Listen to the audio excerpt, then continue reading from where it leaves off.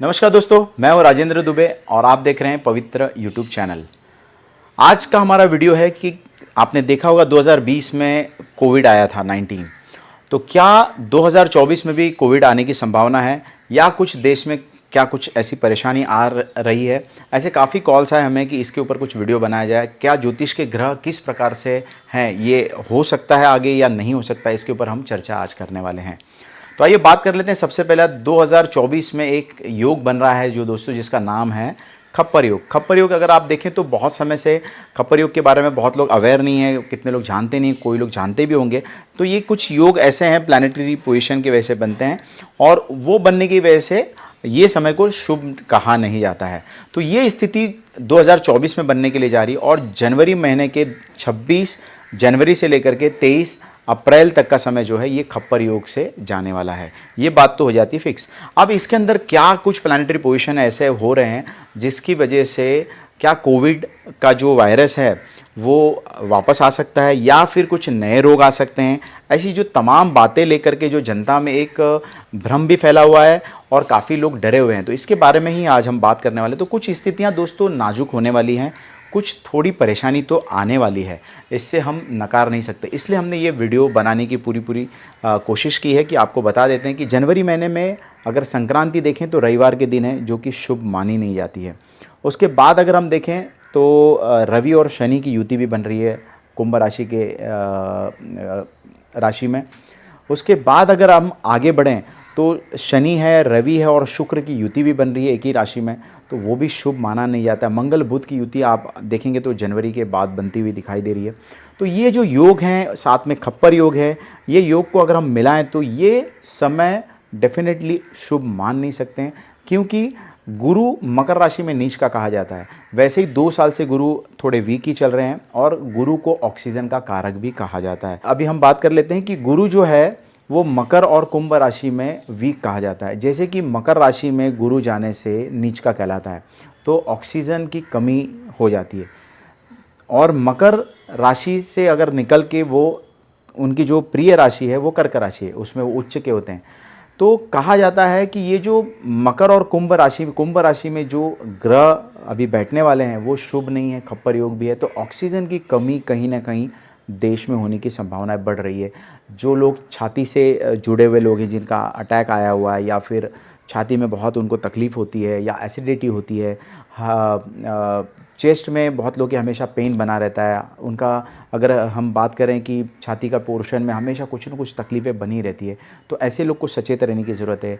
जिन लोगों का पेट से, स्टमक से रिलेटेड बहुत सारी परेशानियां आती रहती हैं, उनका टॉयलेट बराबर हो नहीं पाता है और हमेशा उनको कुछ न कुछ शरीर में वायु घूमती रहती है, तो ऐसे लोगों को डेफिनेटली सचेत रहने की ज़रूरत है।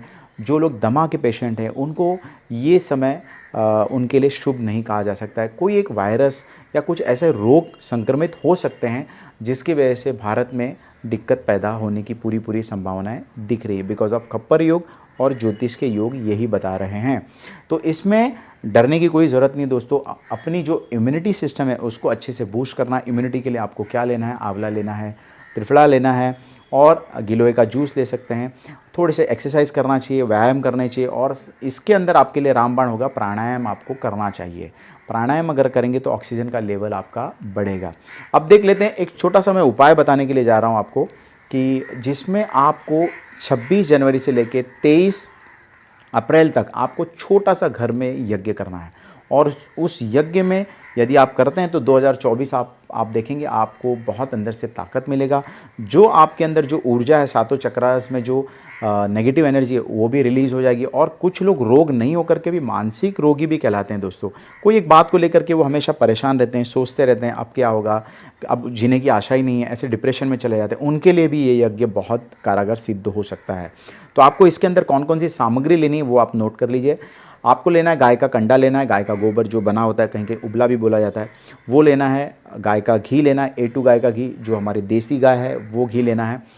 थोड़ा सा जव लेना है, काला तिल लेना है, गूगल होता है, गूगल बहुत ही शुभ माना जाता है। आयुर्वेदिक में इसके तो बहुत लाभ बताए गए हैं, तो गूगल भी लेना है। थोड़ा सा हनी, थोड़ा सा इलायची ले करके इसको आपको घी से मिश्रण करना है। और मैं जो 5 मंत्र बता रहा हूँ वो 5 मंत्रों से आपको रोज़ घर पर आहुति देनी है। ये आहुति अगर आपने दे दी तो आप मान के चलिए कि आपका घर एक कवच निर्माण हो जाएगा। साथ साथ में आपके आजू बाजू वाले लोग भी अगर उनको कुछ तकलीफ़ है या परेशानी है तो आप एक यज्ञ करके आपका खुद का तो भला कर रहे हैं, पर्यावरण में भी आप ऑक्सीजन की मात्रा बढ़ा रहे हैं। तो आइए जान लेते हैं कौन सा वो 5 ऐसे मंत्र हैं। तो सबसे पहला आहुति आपको देना है ओम गणेशाय नमः स्वाहा, ओम कुल देवताय नमः स्वाहा, ओम हनुमते नमः स्वाहा, ओम नवग्रहाय नमः स्वाहा, ओम दुर्गाय नमः स्वाहा। ये जो 5 मंत्र हैं दोस्तों, ये 5 मंत्रों से सिर्फ आहुति दे दीजिए। और जो आपने आहुति देने के बाद में क्लॉकवाइज आपके घर पे आपको घूमना है और जहाँ पर आपका मंदिर है वहीं पे आप रख दीजिए। 10-15 मिनट के बाद वो ऑटोमेटिकली बंद हो जाता है। लेकिन आपको पता है ये छोटा सा यज्ञ आप ध्यान में रखिए कि इससे ऑक्सीजन की मात्रा बढ़ेगी, आपके जो 7 चक्र हैं उसके अंदर से जो भी नेगेटिविटी वो निकलेगी, मानसिक रोगी भी जो हैं उनको भी ये बहुत लाभ होगा।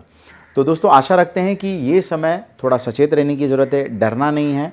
ऐसा कुछ बहुत बड़ा भयानक रूप भी नहीं होगा, लेकिन जो होगा उसको जो भी मैंने ये वीडियो में बताने की कोशिश की उसको आपको करना है। साथ में मैं और एक लास्ट जाते जाते बता देता हूँ कि आप भीड़ भाड़ वाले स्थान से थोड़ा आपको बचना चाहिए। यदि आपके हृदय में थोड़ा सा वीकनेस है, आप दमा पेशेंट है, तो आप मास्क ज़रूर लगा के जाइए। अगर आपको लगता है कि आपको पॉल्यूशन से भी दिक्कत है तो मास्क आप अवश्य पहन करके बाहर निकलिए, तो मुझे लगता है आपका बहुत प्रोटेक्शन होगा और ये यज्ञ आपको बहुत ही लाभ देगा। तो दोस्तों वीडियो बनाने का हेतु यही था, आपको सचेत करना था। अब आप यज्ञ करिए और लोगों को भी ये वीडियो अवश्य ही फैमिली और फ्रेंड्स में आप भेज सकते हैं। हमारे चैनल को लाइक करिए, शेयर करिए और सब्सक्राइब करिए। धन्यवाद। आप स्वस्थ रहें और आपका जीवन मंगलमय हो। नमस्कार।